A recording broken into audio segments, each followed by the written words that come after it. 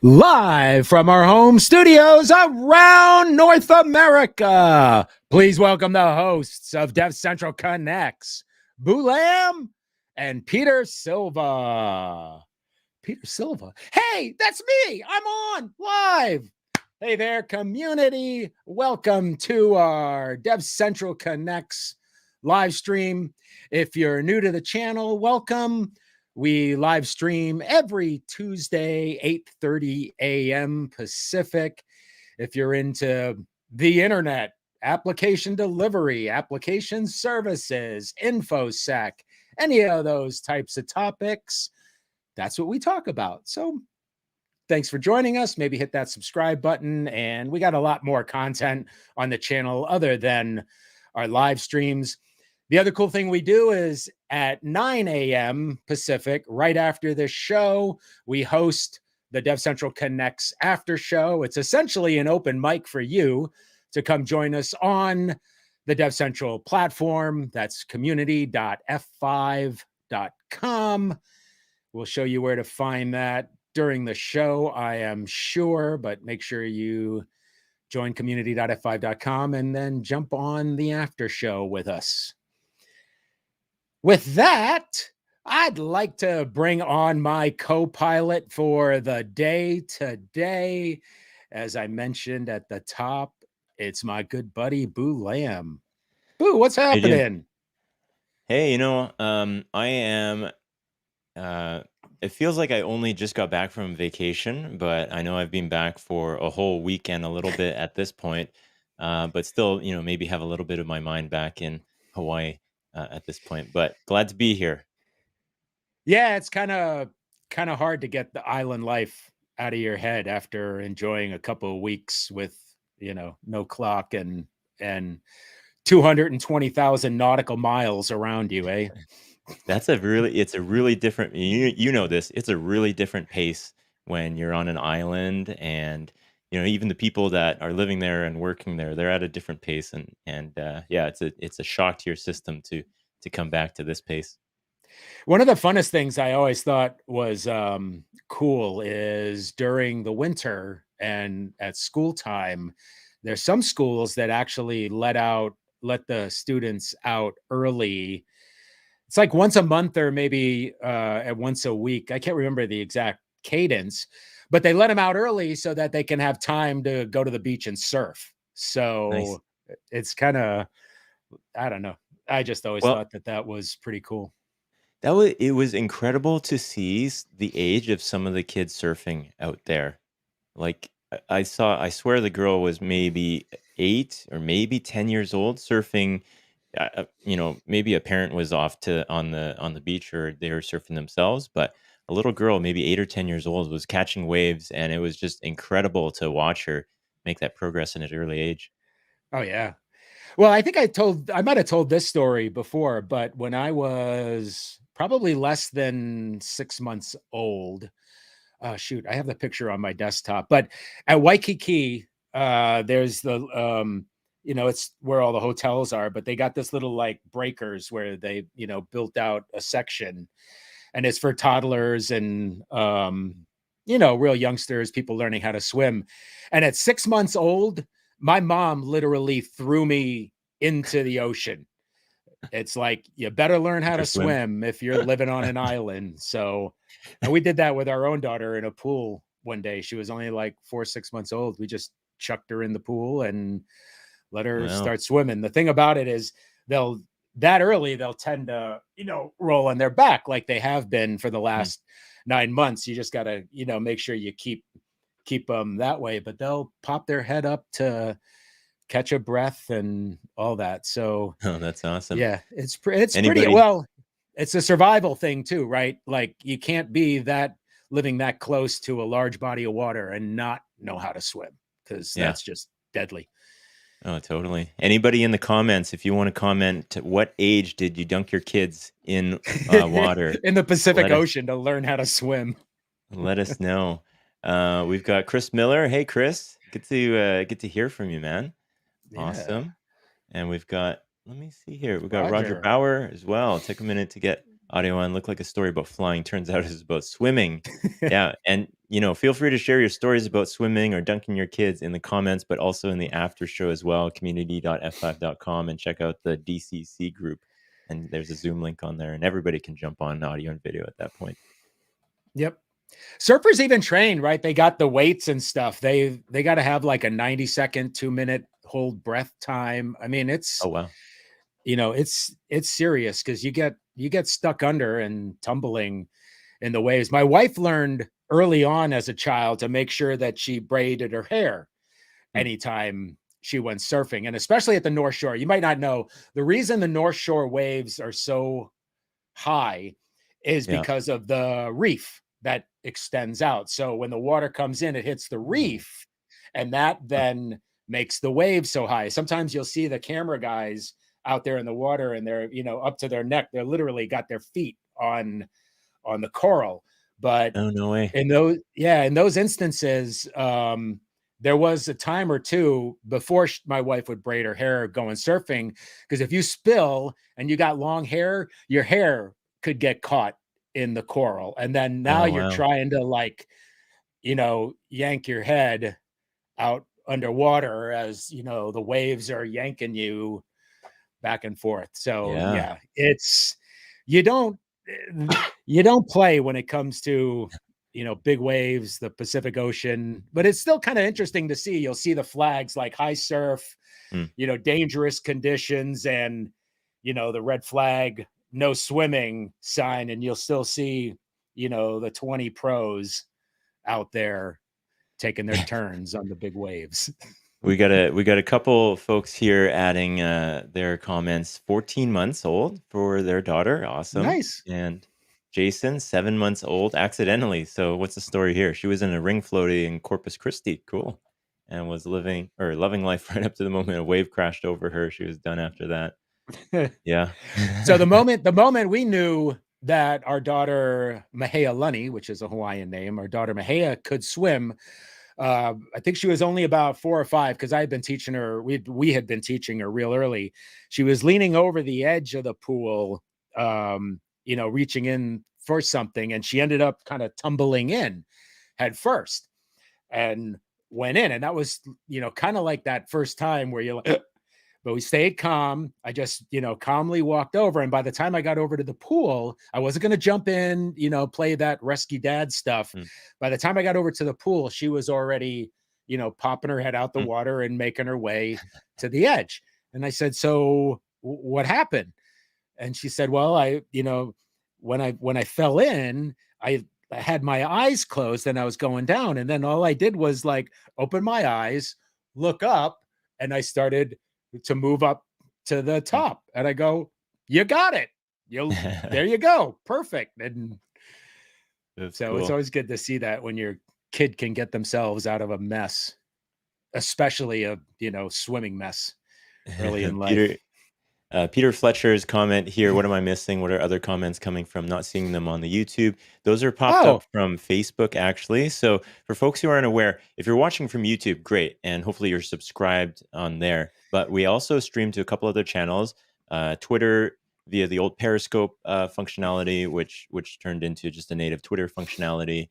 A couple other YouTube channels right now, actually, F5 Labs, as well as LinkedIn and the Facebook groups. There's a couple Facebook groups that F5 is part of as well. So you can watch us from anywhere, but YouTube is the probably the best place because you have the comment stream after that you can kind of tuck into and be able to leave messages on.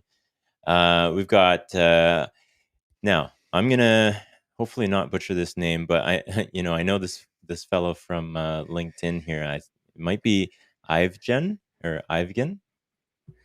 Labotnets. But yeah. Hello from Cork. That's awesome. We got our great Cork. We love our office. International friends. Yeah. That is fantastic. Boy, swimming turned out to be a hot topic this morning. Hey, that was we went over that pretty good. And you got the name right. Very good. Yeah, as Boo was mentioning, we will broadcast to YouTube, to Twitter, to LinkedIn, Facebook. There you go. So welcome Welcome to those Um, who are watching from the corporate channel. We love having you join us. Yeah, and great question there from Peter. Where's the link to the after show? So you have to actually head over to community.f5.com. Just it's a free sign up if you're not already on there. If you're an F5 customer, you're probably already on DevCentral because that's where you go to interact with the community. But if you haven't signed up for it before, go to community.f5.com. Just free and quick sign up, and then there's a group called DevCentral Connects. So me and Peter and Jason actually have our own group within DevCentral community where we can interact with folks specifically around show stuff. There's Peter's Here we got it go, up. Boo. We can show it. So groups, and then the community groups, DevCentral Connects. And then right here is today's show. Hey, we forgot to mention, if you're on the platform, you could even just watch today's show right there within the forum, the group forum post, but then you'll find the Zoom link right down there. Yep. Alrighty. And Peter, we've got some travel coming up. Hey, we're actually going to hit the road. You're hitting the road before we are, aren't you, Boo? Yep. Yeah. So next week I'll be at GlueCon 2022. So my first in-person event in so long. I'm pretty excited to see folks, and hopefully if you're listening right now and you're rewatching this, hopefully I can see you at GlueCon. So come flag me. We'll have a booth that it'll be an Nginx booth. I'm tagging along with my folks and my friends over at Nginx, and I'll be there for a couple days at GlueCon, which is in Denver, Colorado, next week. So the 18th and 19th, 17th, 18th, and 19th, I'll be over there. Please do come say hi. I'll have some stickers and stuff. I would love to see folks from the community. Maybe we can jump on video even for a little bit as well. Yep. And then the week of June 6th, Boo and I are going to be, shall I say, reimagining the whole trade show video scene. So if you don't know, or if you remember from back in the day, from like 2009 to 2010, I would broadcast is not the right term, but I would produce some, videos from trade shows. We'd find the booth. We'd do some fun how-to interviews, influencer interviews, just getting to know some of the folks at F5 and their specialties. So Boo and I are going to be at RSA this year, 2022, in the city by the bay at the Moscone Center. So we're in booth. I looked it up beforehand, Boo, but you know how the old man brain works. 57. What did I say before? 5771. We're in the North Expo booth 5771. Hopefully you can come visit us. Hey, if you want to get on camera with a couple of the hosts of DevCentral Connects, that's where you want to be. Yeah, come say hi. I'm going to try to, whatever stickers I have left over from GlueCon, bring them out. Hopefully hand out, whatever swag I got, and meet the community in person. I would love to do that. The Zoom after show is awesome because we can see some faces on there, but seeing those faces and in person would be fantastic. Yep. Looking forward to that. Definitely. Yeah. It'll be fun. Good times. I'm glad we're doing it again. Last RSA I was at was 2015. We did a bunch of videos with Studio that year. But yeah, it'll be good to have we will just take turns. I don't know how we're gonna do this. We'll flip a coin, or Junkempo, rock, paper, scissors or just go, we'll figure it out. Yep. Looks like we got another like. Thank you. If you're enjoying this program, you might as well give it a like. Why not? Did it go another one? No. Oh well. So in our format now, we've left room for headlines to go through, and what we'll do, actually, we also have a segment around security sidebar. Again, we've taken what were names of shows and we've turned them into individual segments. And if you're watching, actually, it just hit 8:45 right now. So there's a full version of this security sidebar interview that's being uploaded to YouTube. The full version's gone live now. We're going to play the mini cut that we have as well in just a little bit here. But ahead of that, we've got some headlines that we can talk about, Peter. Maybe we'll just go through one or two of these, and we'll actually talk about the headlines a little bit further later on. Yeah.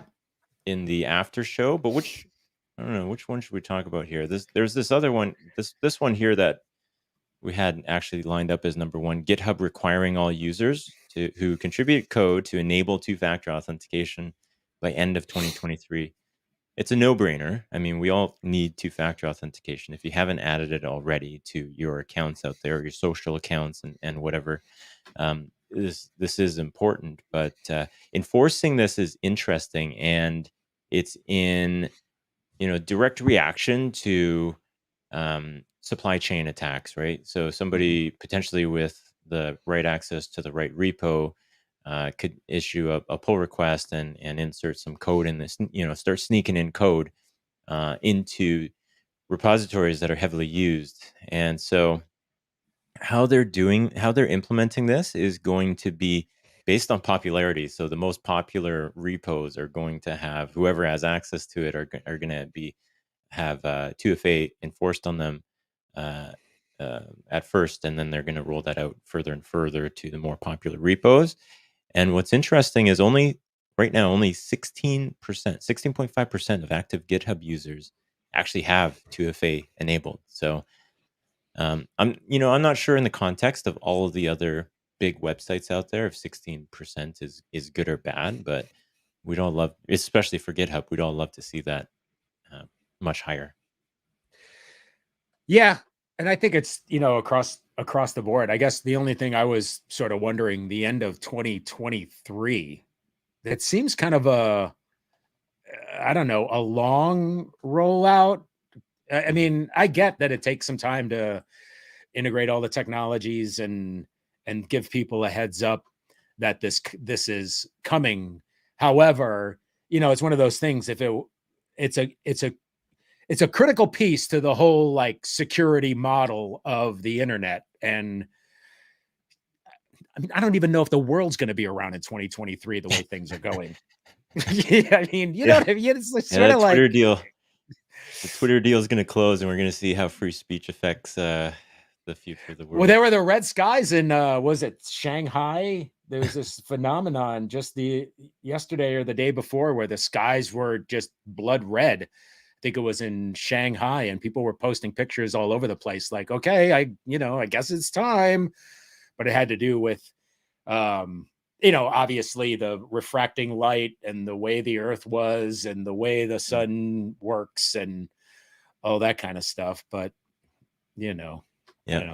Jason's comment: security is inconvenient. Most people don't like to be inconvenienced, to our judgment. Get it. And that's, that time span is probably a big grace period as they kind of tackle that top 100 repo and try to get all those people wrangled in, and how long that's going to take. But it's a step forward, so that's cool. Yeah, absolutely. I think with the time we have left, we got this mini cut of the security sidebar. We probably have to roll that at this point. Let's roll it. And we'll go into the topics. Peter, we're going to see double Peter now, actually. Let's see. Let's see if I can lip sync my own. Across North America. Please welcome the hosts of Security Sidebar, Sander Vinberg, Malcolm Heath, and me, Peter. Hey, community. Welcome to April's DevCentral's Security Sidebar with F5 Labs. We always have a fun chat with the threat research folks here at F5. If you're new to the channel, we always talk tech among other topics. Sometimes it's peanut butter. How's that? So if you're into tech, specifically how-to tech, whether it's F5 products or technology in general, why don't you nudge that subscribe button? And it looks like I already have my guests on. Welcome, fellas. Hey, Peter, how are you? Hey, Peter. So last Security Sidebar in March, catch it on the replay if you haven't seen it. We talked about F5 Labs' recent 2021, that's it, application protection report. We kind of gave a general overview of it, got into some specifics, but this time we thought we would just zero in on ransomware. It's such a huge topic in the industry. Malcolm and Sander have some very interesting insights from the application protection report as it pertains to ransomware. So why don't we just dive in, fellas? Yeah, for sure. The application protection report is one of our kind of big once a year reports, and what we're trying to do is pull together as many different kinds of observations about security as we can, and try to really capture what has changed in the last year that has an impact on how you're going to defend your applications, right? And so most of the time, what this really means is we're trying to document changes in attacker behavior. And a lot of the focus ends up being on how do attackers target different kinds of organizations using different techniques. That's a big part of what we're trying to do, because we want to be able to tell people when they show up on your network, if you look like this, they're going to look like that. You know, that's kind of the most fundamental question. But the nature of security means that we end up talking a little bit about business risk and a little bit about configuration risk. And we end up sort of covering, at least briefly, a pretty wide range of things, which is why that report always ends up being so long. But this year, I don't think anybody who's been paying attention will be at all surprised to find out that ransomware is a huge part of the report this year. What we've seen, essentially for the duration of the pandemic, we've seen a pretty dramatic transformation in terms of how people are going after applications. And a lot of the trends in ransomware actually started before that.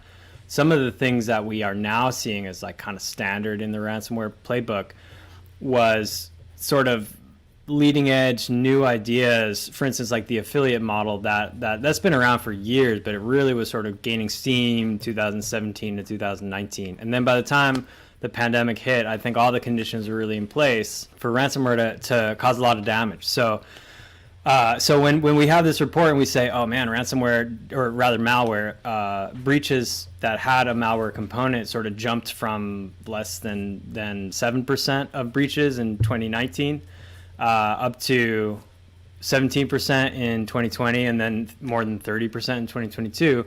You know, you'll find reports all over the industry that throw out different numbers. I saw somebody said that ransomware infections have gone up by 1,000%, and I think that those differences in numbers just boil down to kind of what you're measuring and whether you're using percent or, you know. But the point is that it's really obvious that a big change has taken place. The reason I really want to get into it today is that I don't think it's necessarily clear what the shape of that change is. And so Malcolm and I have been talking about this a lot as we've been working on this report, and there's a couple things that I think are really kind of important to be clear about what's going on with ransomware right now. So let me pause you real quick. If you guys are interested in the application protection report, you can visit f5labs.com or f5.com/labs to get your own copy. One of the things you mentioned earlier, Sander, was something about affiliate networks. So is that kind of like paying somebody to do it for them, like when you think about affiliate networks? Sort of. Most of the time, the way that this manifests is that one actor is developing the ransomware tool, and then they are farming it out to affiliates who are targeting specific organizations with the tool, carrying out the attacks, collecting the ransom. And then most of the time, the way that the structure works, as far as I understand it, is that the affiliates are paying a cut up to the actual developer of the tool in exchange for being able to use it. And what I always think of, partly because there's so much research and documentation about the way that this thing worked, is the GandCrab network, which I believe sort of really peaked 2018 and early 2019. Finally, it was around 2019 that the head of the GandCrab network sort of announced that they were shutting the whole thing down and he was going to retire. And he claimed to have made over $1 billion in ransom. I have seen some analysts say probably he's exaggerating. He made a lot of money. I don't think he made $1 billion, but that was not the first instance of an affiliate model in this kind of attack, but it was, I think, maybe the one that really proved the concept and made a lot of other people go to that. So you can have different arrangements. Sometimes people buy the tool and then they don't have to kick back the payments. But the GandCrab guy was sort of unique in that he was also helping designate targets, and he also, because the brand aspect was a really big part of how GandCrab worked, he also started setting some targets as out of bounds. And he said, hey, we don't want to go after this kind of person. That's not what GandCrab is about. So the sort of social elements of the affiliate model are pretty fascinating. But that's really what we're talking about is a sort of distribution of labor so that you can get best of breed tools, but then you kind of farm it out to a bunch of people to attack whoever they want to. So he didn't show up on the Forbes list the following year as he reported his $1 billion. Oh man, if we actually listed influence, they're always like the most influential people or whatever. If we listed sort of chaotic influence or negative influence, I bet that guy would have showed up, because both in terms of what happened with the GandCrab infections and kind of where GandCrab went after that, because I actually don't remember, unfortunately, which strain it turned into, but I think that one of the ransomware strains that's kicking around right now is actually a descendant of the GandCrab one. So in terms of long-term effects, he's quite influential. This is a perfect point to inject a really terrible joke that I heard, somewhat modified, which is, where did the GandCrab guy go? I don't know. He ran somewhere. He ran somewhere, yeah. Dad jokes. Yep.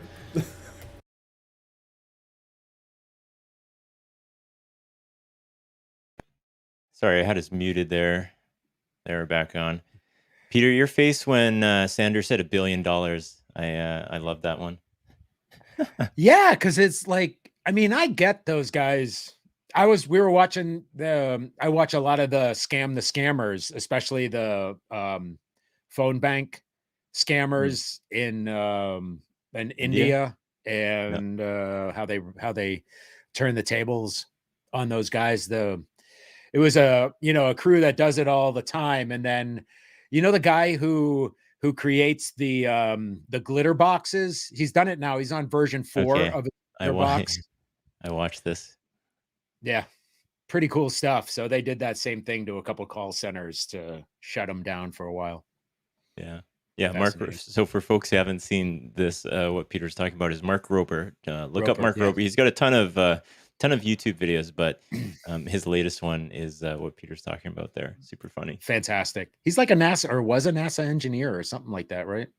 Mm-hmm. Yeah. He's cool. Like, my wife sometimes thinks that my kids shouldn't watch a lot of YouTube, but for stuff like Mark Rober, he's awesome at teaching like concepts to my kids, like really interesting concepts that I don't know if they learn a whole lot of it at school necessarily, or maybe they have, once they get into high school. But my 8-year-old, my 11-year-old, they watch it, and my teen watches it as well, and they learn really cool stuff in there. So I highly endorse that channel.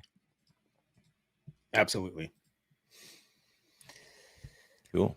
We're getting close to the end. What do we got coming up? I know, I think we released the full, just so you guys know, we released that full interview on our YouTube channel while we were broadcasting live. So if you want to learn more about the full interview with Malcolm and Sander, you can catch that right up on our YouTube channel. As Boo mentioned, it'll be at GlueCon next week. We'll be at RSA the week of June 6th. Oh, real quick, I almost forgot. I want to give a shout out to my lovely wife, whose birthday is today. Coming in at birthday. 58. Awesome. So cool. Happy birthday. Yeah.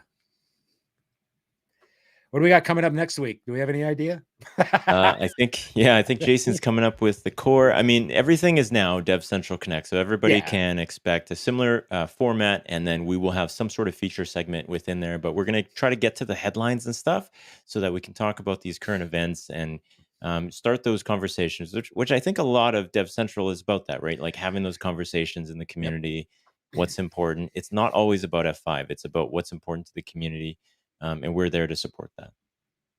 Yeah, and what's really happening in the industry, because it impacts us all. The two-factor or not multi-factor authentication, to properly identify it, that impacts everyone out there, and it's just a part of being a good internet citizen and having good internet hygiene and literally protecting yourself against having somebody hijack, take over, impersonate you. In the olden days, how did you identify you identify yourself with, can I see your ID or your license? In the physical world, you have things that help identify you, but in the digital world, there are a lot of people out there that want to be you or pretend to be you. So Jason just left a little teaser here. He might be taking a look at the DAG, which is an interesting subject, I think, for folks getting into the nuts and bolts of how a big IP appliance works. So that'll be cool. Otherwise, Peter, I think we're heading over to the after show now, right? That's right. Should we show them one more time how to get there? Sure. Community.f5.com. Make sure you're signed into there, and Peter will walk you through where to look. Let's see. There's the share and that and share. And so, I don't think we're up there. There we go. Thanks, Boo. So if you just go to, as you see here, community.f5.com, we are sponsored by the DevCentral platform. Imagine that. And if you go to groups and then community groups and then find the show, DevCentral Connects, the top one is today, May 10th show. Just click in there. If you haven't registered already, please register. If you are registered, depending on when the last time you logged in, may ask you to re-hit it, and then you just hit that after show Zoom, and we will be there momentarily. Cool. We good? Alrighty. Good. That's a wrap for today. From a good buddy Boo, I'm Peter, and we're with F5. Thanks for watching.